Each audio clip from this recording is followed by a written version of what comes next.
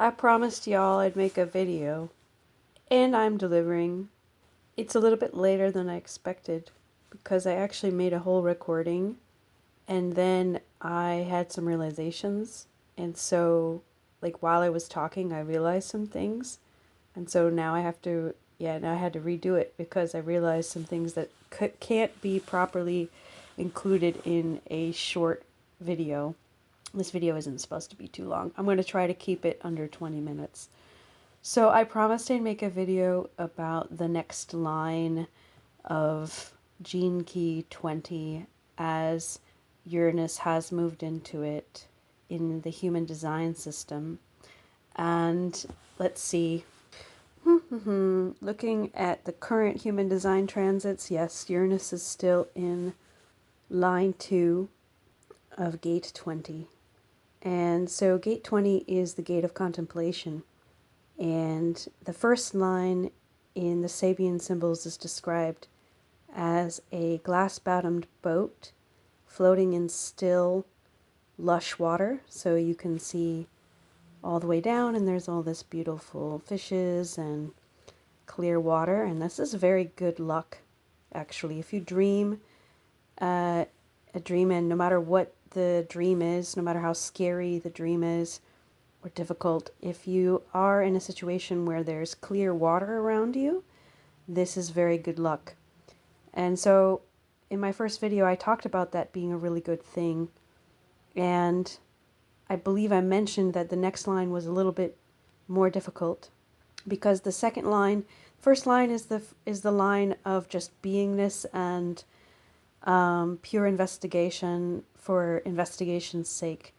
You're just starting out. It's natural, the firstborn, you know. But the second line is when you get to the line of projection. Things get a little bit more complicated when you add a dual nature to things, and illusory, and prone to conflict, misunderstanding, so forth. But also the Sabian degree is Santa Claus furtively stuffing stockings,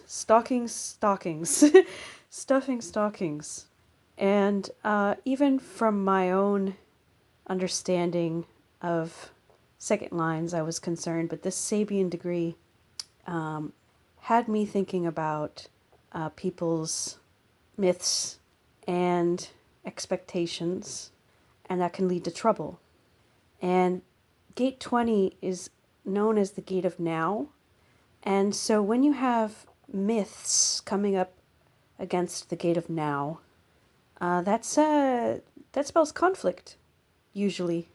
And Uranus is a planet of shock, and it wants to shock you into a new reality. And so, and I believe I'm right. I think there's some harsh realities happening for people right now, and conflicts between ideologies.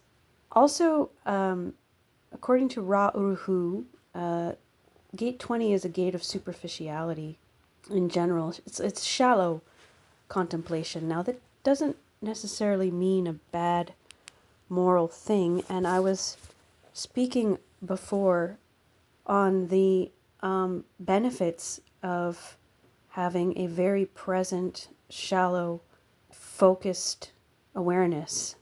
The first line, again, itself being a very beautiful image. It's also a line that is changing to another Sabian symbol, the changing line, changes into gate 42, hexagram 42, which is all about celebration. And the Sabian symbol is a pugilist entering the ring. A pugilist is a professional boxer. And a professional boxer is somebody who is hyper aware of their surroundings. They're trained to react at an instinctual level with their whole body in a very mastery kind of way. And so in that essence, the line 1 of gate 20 is a pretty blessed kind of shallowness, in my opinion. But the second line is the shallowness of our conditioned beliefs. And in fact, according to Ra Uruhu, line 2 is called the dogmatist. And dogma perfectly explains, I'd say, the Sabian symbol here. And for me personally, I went down hard this last week or so. And in meditation about this Sabian degree, I had to acknowledge there was some real childhood trauma that made this a painful degree for me.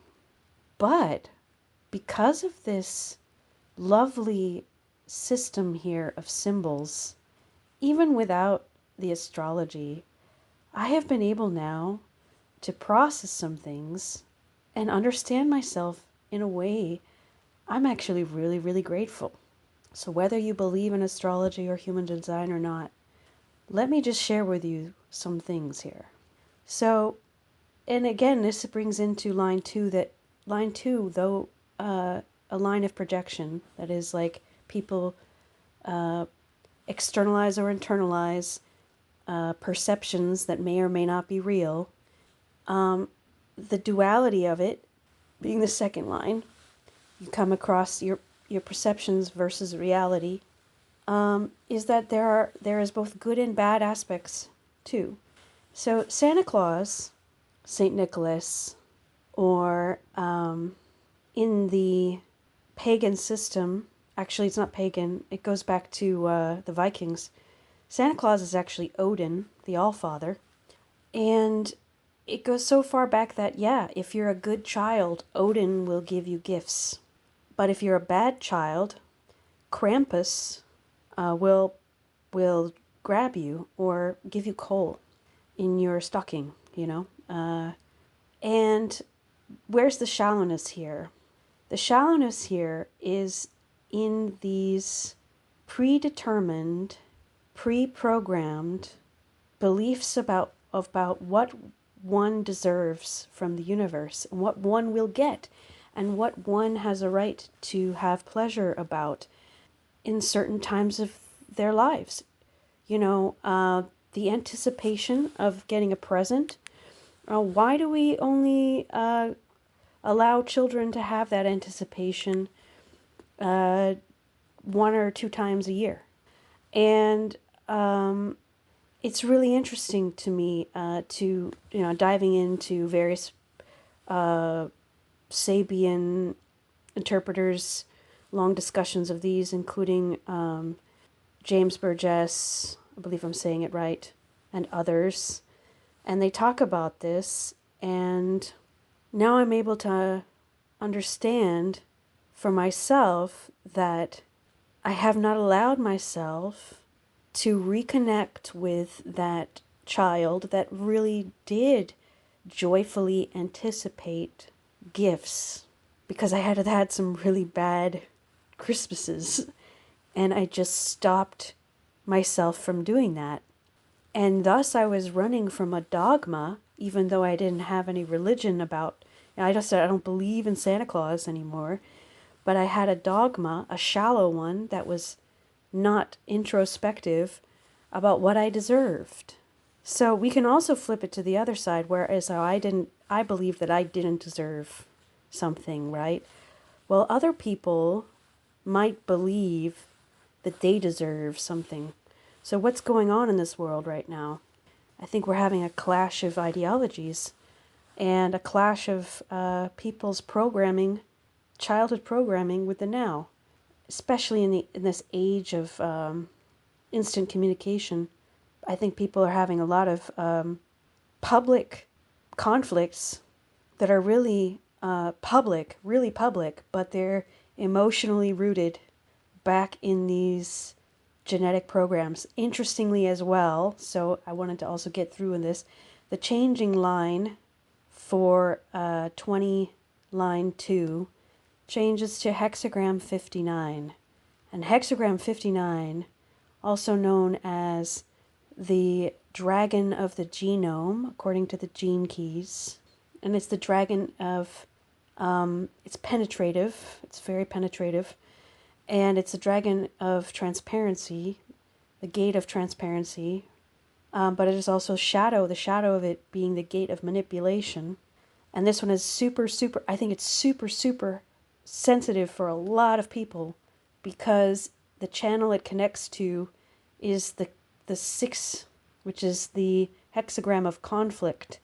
And it's very sexual. So it's penetrating and sexual and tied up with our senses of sexuality and intimacy and family systems and what pleasures we deserve, compared to our siblings, maybe even, and envy and all that stuff.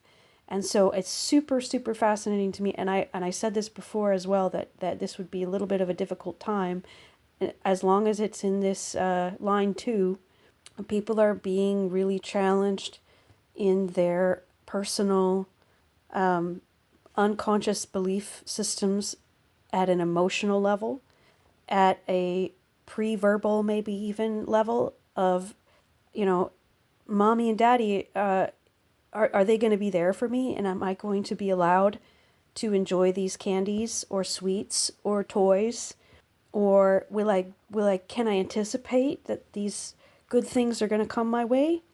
Yeah, and so this contemplative gate of now, really asks us, I think, to look at these programs that we have and whether they suit us or not, whether they're real. I was also thinking of the dogma, not just from the side of the child, but the side of the parent who's pretending to be Santa, and whether the parent believes their child deserves something.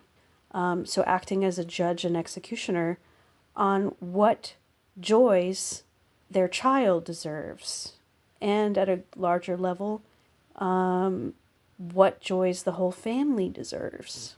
And Santa furtively, right? The word furtive is a specific and interesting word meaning quickly and secretly. Now you think that has a bad connotation as well, but I think it has a sort of sacred side to it, because parents secretly pretending to be Santa to give a gift to a child are doing so because they want to increase their child's sense of wonder and mystery. They're not doing it to cause fear. However, again, the dual side of this is, yeah, you could do it to cause fear. And, if you go back in history to the myths of Krampus, the monstrous side of Santa, then yeah, maybe it's there, but maybe there's some sacred work in that as well. Anyway, I just thought that was super interesting, and let us also look at the changing line, Sabian degree. Again, this 22 is changing to hexagram 59, and so, I forgot what sign it was. So yeah, 59 line 2 is in the sign of Virgo, and it is approximately from 1 to 2 degrees Virgo, which means it falls under the Sabian symbol of a large white cross upraised. Now, isn't that fascinating? Because again, it goes back to myths and the physical manifestation of them by human beings in the now, based off of dogma and ritual. And so, yeah, I think this sense is here of from the small, from the child to the adult, what happens in expression of one's pre-programmed perceptions.